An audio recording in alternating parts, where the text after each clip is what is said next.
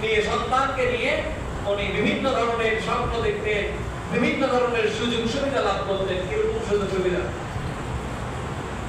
সিরাতের গ্রন্থগুলোতে এসেছেন, আমিনা যখন বিভিন্ন জায়গা থেকে, নদী থেকে, কূপ থেকে পানি উত্তোলন করে নিয়ে আসতেন, পানি আনতে যেতেন, কূপের মধ্যে বালতি রশি ছেড়ে দেওয়ার সঙ্গে সঙ্গে, বালতি ছেড়ে দেওয়ার সঙ্গে সঙ্গে অনেক দূর থেকে, অনেক নিচ থেকে পানিগুলো পড়ে চলে আসতো। আমিনা যেন হাত থেকে বালতি অথবা কলস কূপের কাছে নিয়ে যেতে তার বালতি বা কলস গুলো ভরে যেত। বলেন সুবহানাল্লাহ।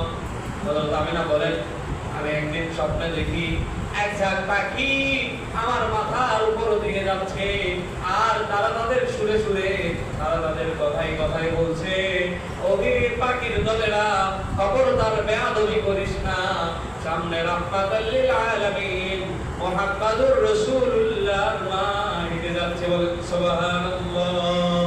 তাফসীরের মধ্যে আরো এসেছে, নবী সাল্লাল্লাহু আলাইহি সাল্লামকে পেটে ধারণ করার পরে তার মাথার উপর, আমিনার মাথার উপর এক খণ্ড ছায়া এসে সব সময় প্রচন্ড রোদের মধ্যে, মরুভূমির মধ্যে তাকে ছায়া দিত। বলেন সুবহানাল্লাহ। এরকম বিভিন্ন অলৌকিক ঘটনাগুলো তার সঙ্গে ঘটে যাইতো। তিনি তার শ্বশুরের সঙ্গে বিষয়গুলো উপধাও করতেন, বিষয়গুলো শেয়ার করতেন, বলতেন। নবী সাল্লাল্লাহু আলাইহি সাল্লাম যখন দুনিয়াতে আসলেন, সবে সাদিকের সময় কয় তারিখে এসেছেন এই তারিখ নিয়ে মতভেদ রয়েছে। কোরআন এবং হাদিসে সঠিক কোনো তারিখ নেই, তবে এসেছেন নবী সাল্লাল্লাহু আলাইহি সাল্লাম, এটা নিয়ে কোরআনুল কারীমের অসংখ্য জায়গায় আল্লাহ বলেছেন, হাদিসে অসংখ্য জায়গায় এসেছেন রবিউল আউয়াল মাসে। কয়েকটা মতবাদ পাওয়া যায়, কোন জায়গায় পাওয়া যায় 2 রবিউল আউয়াল, কোন জায়গায় পাওয়া যায় 8 রবিউল আউয়াল, কোন জায়গায় পাওয়া যায় 9 রবিউল আউয়াল, কোন জায়গায় পাওয়া যায় 12 রবিউল আউয়াল। সেই সময় তো মানুষরা মূর্খ ছিল। গত জমায় আমরা আলোচনা করেছিলাম কি ধরনের মূর্খ ছিল তারা, নিজেদের মেয়ে সন্তানদেরকে জীবন্ত কবর দিত, এরকম মূর্খ ছিল। এরকম বর্বর, এরকম অন্ধকার একটা জগৎ ছিল যে জগতে মুহাম্মদ সাল্লাল্লাহু আলাইহি সাল্লামকে আল্লাহ রাব্বুল আলামিন প্রেরণ করেছেন। নবীজি সবে সাদিকের সময় দুনিয়াতে আসলেন, সেজদা অবস্থায় দুনিয়াতে এসেছেন। আসার পরে আব্দুল মুত্তালিবের কাছে খবর পাঠানো হলো, আপনার ছেলে সন্তান, আপনার নাতি হয়েছে। উনি সন্তানকে নিয়ে গেলেন, খানায়ে কাবার মধ্যে ঢুকালেন, খানায়ে কাবা ঘোরালেন।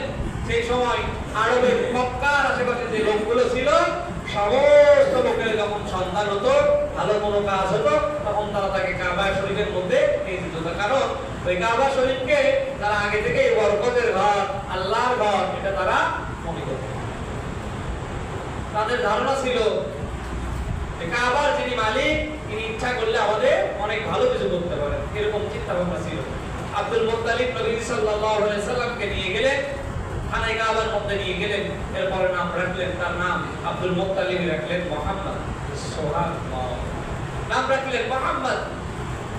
নাম রাখার পরে আরবের যে রীতি ছিল, উনি বললেন, আমার নাতিকে দুধ পান করানোর জন্য একজন ধাত্রীর খোঁজ করো। আরবের লোকেরা সেই সময়, আরবের আবহাওয়া এবং শহরের আবহাওয়া খুব বেশি ভালো না হয়, তারা তায়েফের দিকে লোকজনদেরকে পাঠিয়ে দিতেন, এবং অন্যান্য গ্রামীণ এলাকাতে, যে এলাকাতে আবহাওয়া ভালো, লোকজনের ভাষা সুন্দর, ব্যবহার সুন্দর, যেহেতু মক্কা নগরী এবং মক্কা নগরীর আশেপাশের লোকজন বেশি কুসংস্কারাচ্ছন্ন ছিল, আবহাওয়া খারাপ ছিল, সবকিছু মানে বসবাসের অনুপযোগী একটা জায়গা ছিল। এখন যেমন আমাদের ঢাকা শহর বসবাসের অনুপযোগী যে শহরগুলো রয়েছে পৃথিবীর মধ্যে, এর মধ্যে প্রথম 10-এ ঢাকার অবস্থান থাকে এই মধ্যে বসে। এরকম অনুপযুক্ত একটা স্থান ছিল। এজন্য নিজের সন্তানদেরকে, যারা একটু ভালো ছিল, নিজের সন্তানদেরকে বাহিরের জায়গাতে লালন পালনের জন্য পাঠিয়ে তো আসলেন। সমস্ত লোকজন তখন আসতেন মক্কাতে, বিভিন্ন সময় এসে দেখতেন কোন সন্তান আদি যারা পায় কিনা। কারণ মক্কার লোকের আবার টাকা পয়সা ছিল, অনেক টাকা পয়সার মালিক। এরা সন্তান লালন পালন করলে তাদেরকে উট দিয়ে দেয়, ছাগল দিয়ে দেয়, দুম্বা দিয়ে দেয়, টাকা পয়সা দিয়ে দেয়, সোনা দানা অনেক কিছু দিয়ে দেয়। তারা আসতেন সন্তান নিতে। তো আসলেন কিছু লোক, একদল কাফিলা এসেছে, তায়েফ থেকে এরা বনু সাআদ পুত্র থেকে এসেছে এবং অন্যান্য পুত্র থেকে এসেছে। তারা সন্তান দেখছে, বিভিন্ন লোকজন আসছে, এসে দেখে সন্তান তো মাশাআল্লাহ সুন্দর, কিন্তু সন্তানের বাবা নেই। এজন্য কেউ নিয়ে যেতে চায় না, কারণ যে সন্তানের বাবা নেই, মা আর কতটুকু দিল? বাবা থাকলে সন্তানের জন্য একটু বেশি দিত, দাদা আর মা কতটুকু দিল? এরকম করতে করতে সর্বশেষ হালিমাতুস সাদিয়া আসলেন। হালিমাতুস সাদিয়া যখন আসেন, তখন তিনি যে বাহনে করে এসেছিলেন অত্যন্ত দুর্বল বাহন ছিল। এই কারণে যারা ভালো ভালো ঘরের সন্তান তাদেরকে নিয়ে যাওয়া শেষ। এখন কিছু সন্তান আছে, তার মধ্যে দেখেন মুহাম্মদ সাল্লাল্লাহু আলাইহি সাল্লাম, সে বলছেন যে সন্তানকে আমি নিতে চাই। আমিনা বলেন, সন্তানকে তো দিবা বোন, কোনো সমস্যা নেই, কিন্তু সন্তানের তো বাবা নেই। আমি হয়তো তোমার আশা অনুরোধ দিতে পারবো না, তবে আমার যা সামর্থ্য আছে আমি সেটুকু দিব। হালিমাতুস সাদিয়া যে কথা বললেন স্বামীর সঙ্গে, স্বামী বলছে কিছু না পাওয়ার থেকে তো কিছু পাওয়া ভালো। উনি সন্তানকে বলে দিলেন, ওখানে অবস্থান করলেন 2-3 দিন, আবার তার সন্তানকে নিয়ে চলে গেলেন। যখন মুহাম্মদ সাল্লাল্লাহু আলাইহি সাল্লামকে নিয়েছেন হালিমাতুস সাদিয়া রাদিয়াল্লাহু তাআলা আনহা, উনি পরবর্তীতে নবীজির হাতে কালেমা পড়ে মুসলমান হয়েছিলেন। সাহাবায়ে কেরামদেরকে নিয়ে হালিমাতুস সাদিয়া সাহাবায়ে কেরামদেরকে নিয়ে নবীজি কথা বলতেন মসজিদে নববীতে। তখন একজন মহিলা আসলেন, বৃদ্ধ মহিলা। আসার সঙ্গে সঙ্গে নবীজি বসেছিলেন, দাঁড়িয়ে গেলেন, নিজের শরীরে চাদর ছিল, চাদর মোবারক বিছে দিলেন, নবীজির চাদরে বসলেন হালিমাতুস সাদিয়া। বসার পরে অনেক লোকজন চিনে না, কেউ কেউ মনে করছে আরে মুহাম্মদ সাল্লাল্লাহু আলাইহি সাল্লাম পৃথিবীর সবথেকে মর্যাদাপূর্ণ একজন মানুষ, তার চাদরে বসে তার সাহস কি করে হয়? কানা ঘোষা করছে। হালিমাতুস সাদিয়া তখন নবী সাল্লাল্লাহু আলাইহি সাল্লামকে লক্ষ্য করে বলছে, তোমরা এখন এই মুহাম্মদ সাল্লাল্লাহু আলাইহি সাল্লাম নবী হয়েছেন, পূর্ণতা পেয়েছেন, সফলতা পেয়েছেন, সফলতার চরম শিখরে উঠেছেন, তোমরা এই মুহাম্মদ সাল্লাল্লাহু আলাইহি সাল্লামকে এখন চিনো। কিন্তু আমি এই মুহাম্মদকে তখন থেকে চিনি যখন তার মধ্যে সফলতার কোনো লেশ মাত্র ছিল না। এখন যেরকম নবী হিসেবে, রাসূল হিসেবে, আল আমিন আস-সাদিক হিসেবে বিশ্ব স্বীকৃত একজন মানুষ তখন এরকম ছিল। আমার থেকে শোনো কি গল্প। হালিমাতুস সাদিয়া রাদিয়াল্লাহু তাআলা আনহা বলেন, এই শিশু মুহাম্মদকে আমি নিয়ে যাব, আমি তো নিতেই চাইছিলাম না, কিন্তু আমার গাধার ঘোড়া দুর্বল থাকার কারণে আমি মদিনার জমিনে, মক্কার জমিনে এসেছিলাম অনেক দেরি করে। সব ভালো ভালো সন্তান নিয়ে যাওয়া শেষ, আমি আমার স্বামীর সঙ্গে পরামর্শ করে মুহাম্মদ সাল্লাল্লাহু আলাইহি সাল্লামকে নিয়ে যাওয়ার সব চিন্তা ভাবনা করলাম, পরামর্শ করলাম।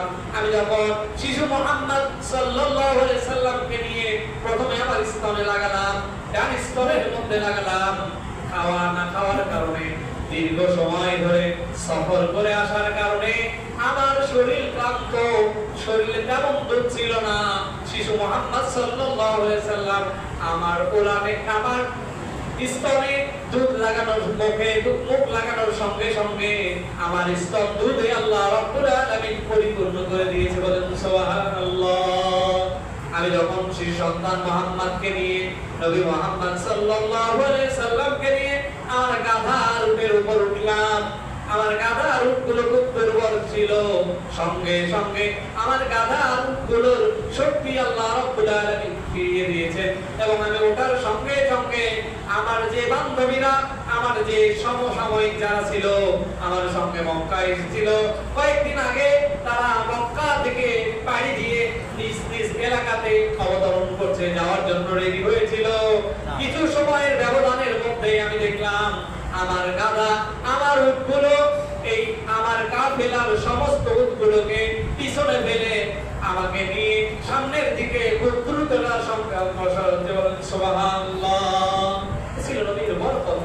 হাদিসের মধ্যে এসেছে আন-নাবিয়্যু নাবিয়্যান লাউ কানা তিফলান, নবী যদিও সে শিশু, অর্থাৎ শিশু অবস্থা থেকেই আল্লাহ রাব্বুল আলামিন একজন নবীকে নবী হিসেবে নবীর মতো করে লালন পালন বরকত আল্লাহ রাব্বুল আলামিন।